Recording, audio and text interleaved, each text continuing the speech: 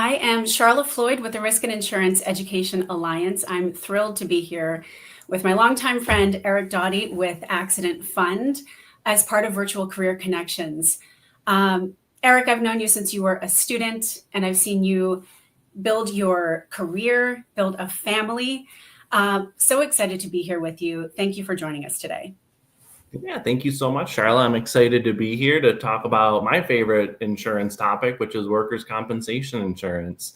So I know we've got a number of questions that we're going to cover, so we'll just jump right into it. Let's do it. And the intent of Virtual Career Connections, as you know, is to reach an audience that's primarily young professionals. So we've got university students, high school students, career changers potentially. And what we've been doing throughout the course of Virtual Career Connections is going behind the scenes on different career paths. And certainly you are the one to talk to about workers' comp. And Eric, workers' comp sounds serious, but what is it really? Why should a high school student care? Yeah, so workers' compensation insurance, it's a insurance program that's designed to cover employees. So most of us have jobs once you get to a certain age, and most people or some students don't even realize that they're covered under workers' compensation insurance. Whether you're working at a fast food restaurant or you're working in something a little bit more professional, being a secretary, all of us are covered under workers' compensation insurance, which is actually paid for by your employer. So what it does is if you are to get injured at work, it's going to pay benefits to take care of you, make sure that you get back to work. So it is a no-fault system, which means that when you get injured at work, there's nobody going around trying to figure out who's to blame as far as workers' compensation benefits are concerned. We're just trying to get you taken care of as quickly as possible. So to really kind of dive into workers' compensation, we have to talk about where it originated. So one of my favorite questions to ask people is what industry do you think invented workers' compensation insurance? And most people, they'll ask if it's mining or logging or some, one of those classic, crazy, dangerous careers. And in actuality, it goes back even further than that. It was actually pirates. Pirates are the ones who invented workers' compensation. It's true. So, all of the stereotypes with types with peg legs and hook hands, eye patches, that's all very real. I mean, being a pirate was a very dangerous job back in the day, and it was a career for a lot of people way back when. And they had a workers' compensation system to accommodate for how dangerous it was. So I'm going to call them employees. For the employees of the pirate ships who got injured, if they lost a hand, they would get paid a certain number of gold pieces. If they lost a leg, again, they would be paid out for that. If they lost their eye, they would be paid out for it as well. So again, it just kind of compensated them fairly for the, greater than average risk that they were taking. So I think it was in the 1900s where the United States really created the work comp system as we know it today, where each state kind of has their own work comp system. So a lot of my agents and people will ask me questions, about workers' compensation. And my answer is usually it depends on what state you're in, because every state is going to have completely different rules and regulations. I will say one of the major benefits of our no-fault system, the way that we have it today, is that employers get to avoid those lengthy lawsuits where, a potential injured worker has to go after the employer to get their injury taken care of.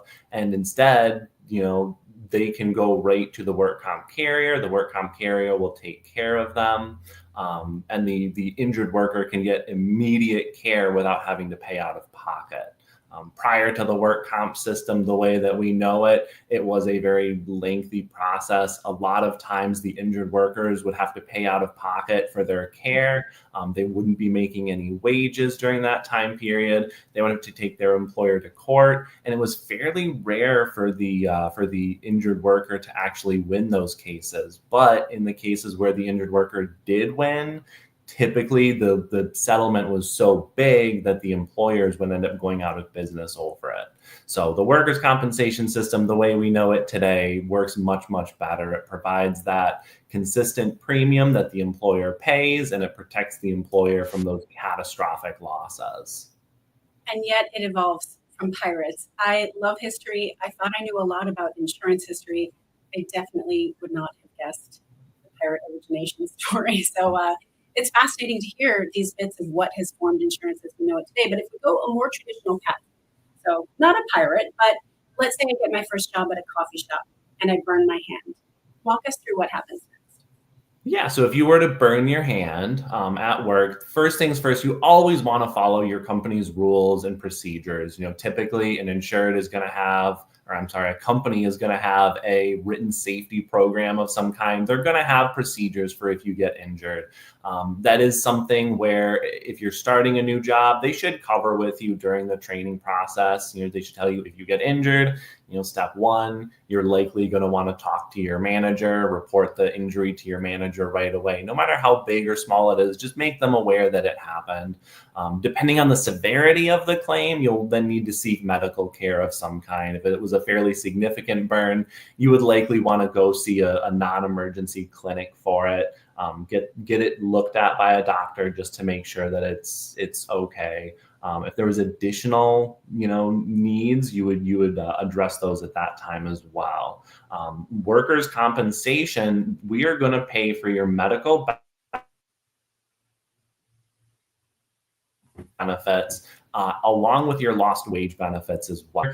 Your injury is severe enough that they tell you need to be off of work for an extended period of time. Over that extended period of time, we're going to pay for a potential ambulance ride if that's what it required to get you to the doctor. We're going to pay for that doctor's visit. If you needed x-rays, CAT scans, any of those medical surgeries even, we would pay for all of that.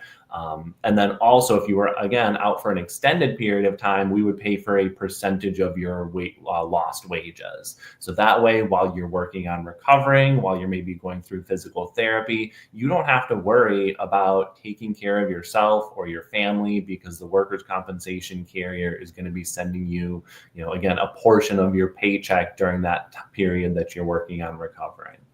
As soon as you get better and you can get back to work, those benefits would stop, but you're working again, so you'd be earning your normal paycheck at that time. So even for more severe injuries, sometimes we'll even pay for long-term therapy. We've even seen cases where workers' compensation will pay for additional training or even send you back to school. If your injury was bad enough to where you couldn't return to your original job, we're going to get you back to some sort of meaningful work. It really is fascinating to hear the ways that insurance makes us whole individually in the other realms where it operates. But thanks for that overview. And up until I heard the pirate story, I would have maybe argued that when people think of insurance, they might not think cool career. Pirate story changes that. What drew you into this world, specifically the workers' comp line?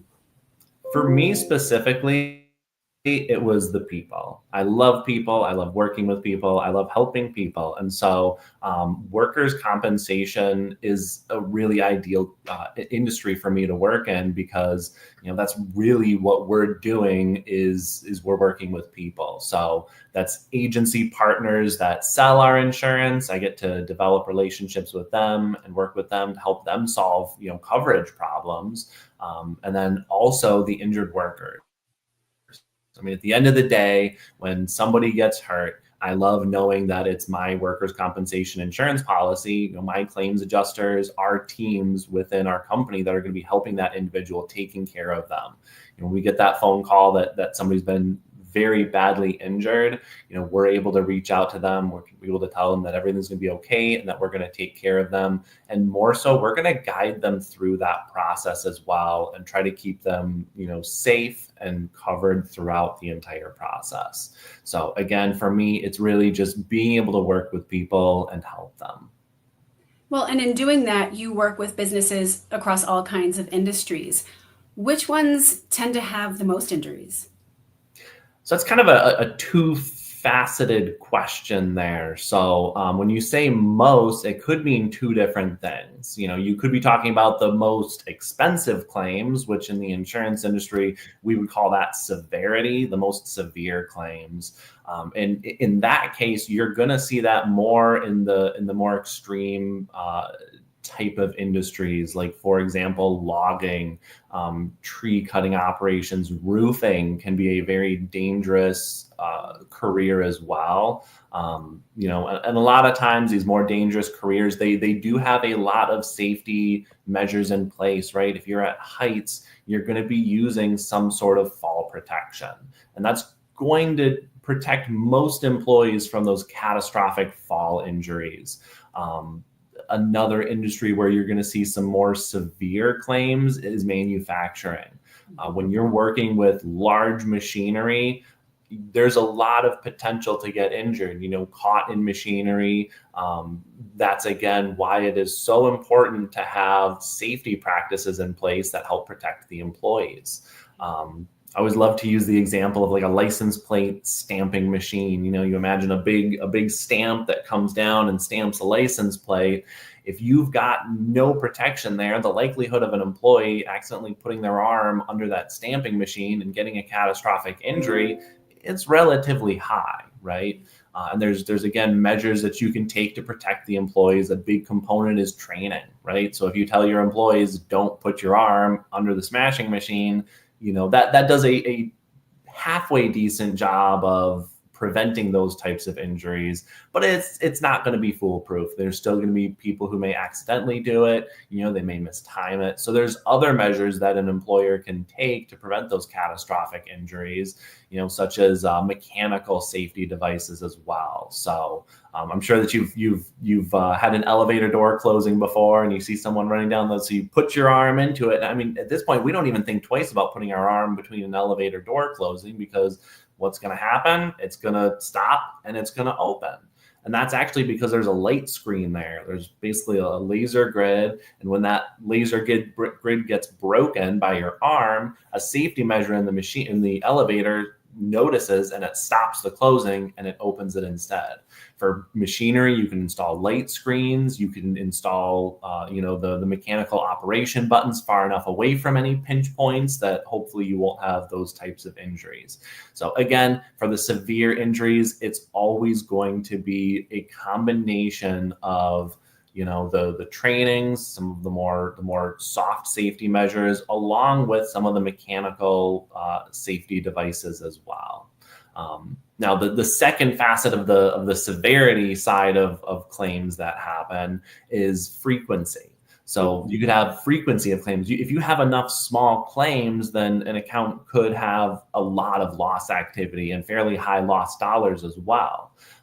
Now, some of the industries that you're going to see a lot more of the small frequency claims is going to be like restaurants, for example, right? There's not typically a lot of severe claims at places like restaurants, but you're going to see a lot more severity. You have employees working with knives a lot. That's going to lead to a number of smaller cuts, slips, trips, falls, that type of injury. So again, depending on the industry, you might have more severity or you might have more frequency, and either one of them could lead to high loss dollars. There's a lot at stake. There's a lot to think about. There's certainly a lot that's gone into the training for you to be able to work as a workers' comp professional. What's one part of your job that people maybe completely misunderstand? I think the thing that people most frequently misunderstand about workers' compensation, and also, other industries within the insurance realm, is that we're not in the job to try to deny claims. I think most people I talk to, they get frustrated because they feel like we're all just trying to deny claims all the time. That's not actually true. Really, we're in the business of paying out legitimate claims. So of course, you're going to have some illegitimate claims that do end up getting denied. However, for those legitimate claims, we're here to try to help guide you through the process and help take care of you the best that we can. So that's always a myth that I like to try to dispel whenever I get the chance, because we're not always trying to deny claims. We're really trying to identify the legitimacy of them and then follow the policy language to make sure that we pay out claims that we need to. And that can be challenging when it's compounded by pop culture. visuals or instances, like in movies, countless. There's so many denied claims that make it seem like that is kind of prevalent in this line of business. So it's an important myth to bust, and I think it's important for the audience to know that off the bat, that really is the MO of the workers' comp field, is to be paying those legitimate claims. Lots to think about. If a student is into sports, say, so let's think about our audience. If a student's into sports or healthcare or law, whatever the background is, whatever the interest is, can they find a fit in workers' comp? Yes, most definitely. So, I mean, no matter what you're interested in, there is a career in insurance for you.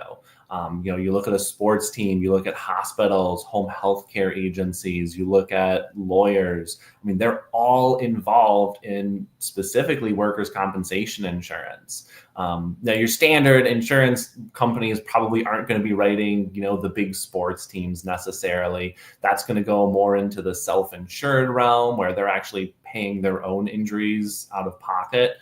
Or alternatively, it's going to be in the excess and surplus lines market, which is a topic all of its own. But yeah, so there's definitely workers' compensation involved to some degree in all of those different industries. I mean, once you get injured, you're going to have the employees going to see healthcare providers. They're going to be seeing doctors, they're going to be seeing surgeons. If the injury is bad enough, they may need a home health care aide to help them recover as well. Therapists. I mean, basically every line in the healthcare realm deals with workers' compensation. In fact, if you've ever been to the doctor before, I almost guarantee you there was a little checkbox on your form that said, was this injury related to work? And that specifically, it gives the healthcare provider knowledge that they need to go look after the work comp side of things to get those claims paid for. So, yeah. And then, of course, lawyers are going to be involved at all facets, from helping to create policies to helping fight for policies where necessary. So there is definitely a place for you within the workers' compensation realm. If you're really fascinated in something and you've got a sales personality, you can always become an insurance salesperson, and you can specialize in whatever you want to. So, I mean, if you were just in love with sports and you knew everything about sports, you could be an insurance producer, salesperson who goes and specifically tries to market to sports companies. One of my favorite things about insurance is really that limitless potential. You take an area of interest and you can find it in the industry. And it's an industry that's always evolving. We talk so much about innovation. Obviously, this is a very tech-heavy world that we live in. Mm-hmm. How is technology changing your field? Are you using AI or using other tools to manage claims? What does that look like? Yeah, most definitely. So AI is really taking the world by storm right now. And just like all of the other industries that are trying to identify places where AI could potentially, help supplement our jobs, we're looking at those. So we are using some AI programs. We use a lot of predictive modeling to help analyze the data that we have, because let me tell you, there is a ton of data within the insurance industry. So you need a way to analyze it. That helps us come up with our rates. That helps us, make sure that we're paying claims appropriately. And it also helps us develop partnerships and relationships with other companies out there that can help us do that as well. Well, you've mentioned how students can lean on whatever their passions are, whatever their interests are. You've taken us from pirates to elevators to severity and frequency, busted myths. What advice would you give to a student who wants to explore this field or get their foot in the door? Yeah, so if you're looking for just some general information, I encourage you go to our website, accidentfund.com. There's a lot of just educational material out there about workers' compensation insurance. You can use Google, online, whatever way you like to do that to find out more info about work comp specifically.